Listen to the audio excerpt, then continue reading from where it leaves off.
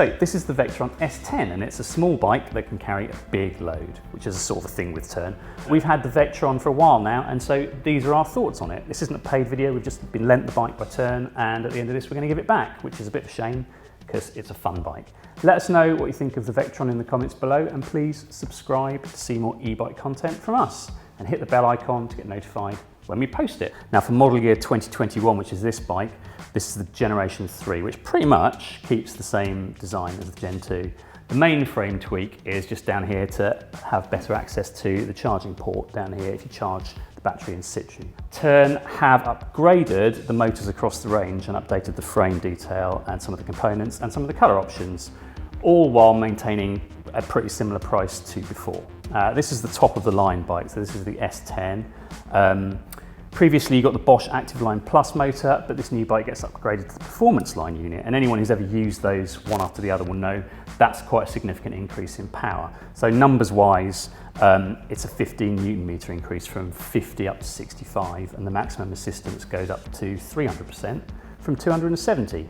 There are two other versions of this bike. There's a Q9 with a 9-speed derailleur system, and then there's the P7 with a 7-speed hub gear. Both of those have been upgraded as well. They have the Active Line Plus motor now instead of the Active Line that they used to have. So basically everyone's moved up a rung. All of these models come with Bosch's power pack and a 400 watt-hour capacity.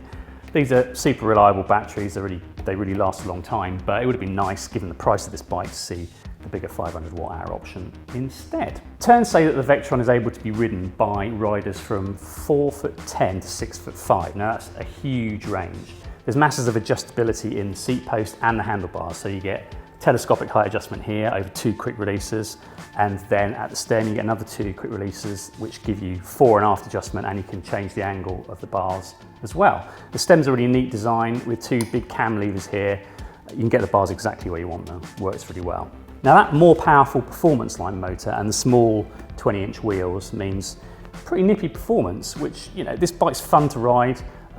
It's super practical for negotiating things around town. It's got big volume Schwalbe Big Apple tyres, which, you know, are good for cushioning the bumps in the streets. And it's a confident feeling bike even at speed.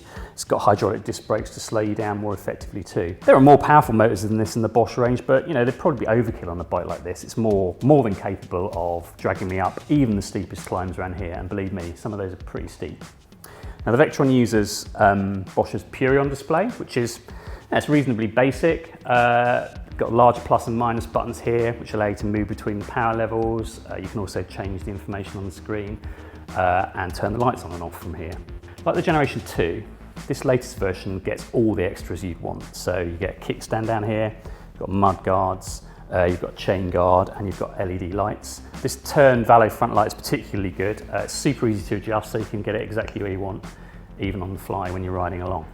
The carrying capacity of this Atlas rack is almost impressive as a motor power. So it's rated at 27 kilos, which is well above average for a bike like this. Now, throughout their range, Tern have gotten on to one of the big advantages of smaller wheel bikes, which is that the space freed up here above the smaller wheels can be utilised for carrying. So this bike will take a single yet maxi seat on the back here, or a next maxi child seat as well. You can add a pair of their big bucket load panniers with 48 litres worth of carrying.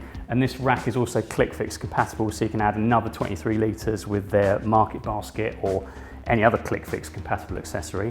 And if that isn't enough, then there's a mounting point here as well, which is capable of taking another basket or a bag. So there's loads of load capacity here. It's enough capacity for a full weekly shop. And you know, the excellent motor means there's no struggling getting home as well.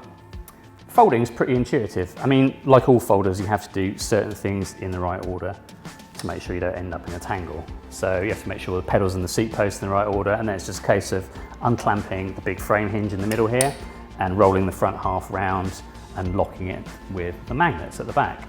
Now once you've done that, it's fairly neat. It'll sit on the feet on the back of the rack here, or it'll sit on these 2 little stubby legs under the bottom bracket. Now, given how much the bike can carry, the size of the fold's pretty impressive. It's certainly not a light bike. This is over 22 kilos, and that's really the payoff for making it a load carrier.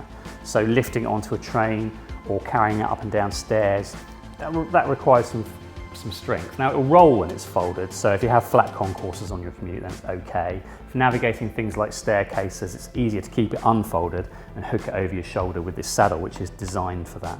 Obviously, you're still going to need to do some lifting to do that. Even though the Vektron is clearly a folding bike, it's a mistake to think of it solely in those terms. This is a well-equipped city bike. It's easily adjustable for different riders and capable of carrying a lot of stuff, or as much as the full-size city bike. It's got a powerful motor, it's fun to ride. So, if you're looking for a top-end quality city bike, it makes a lot of sense, especially if there's more than one person in your household that will want to use it on a regular basis.